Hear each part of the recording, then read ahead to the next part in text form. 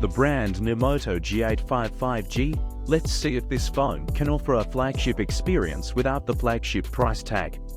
First up, gotta talk about this display.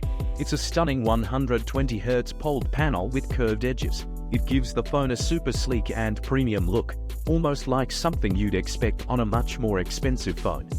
But the MOTO G85 5G doesn't just look good, it feels great too. It's incredibly thin and lightweight, coming in at just under 8mm and around 170 grams. That makes it super comfortable to hold for extended periods.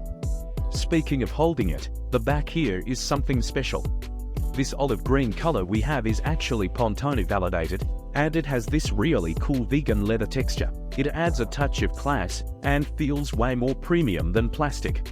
Plus, Motorola gets points for using eco-friendly materials. Another thing I really like is the phone comes in completely plastic-free packaging.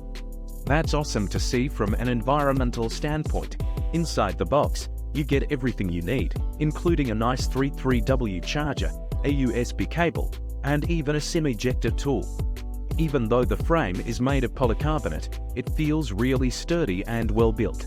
Squeeze the sides of the phone to show its sturdiness. Motorola did a great job making this phone feel premium without breaking the bank. So far, I'm really impressed with the design and build quality of the MOTO G85 5G. It's thin, light, and feels great in the hand. The curved POLD display looks amazing, and the vegan leather back with the unique olive green color is a nice touch.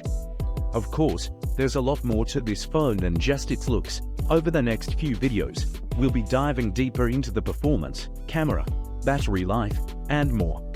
So be sure to hit that subscribe button so you don't miss out. Thanks for watching.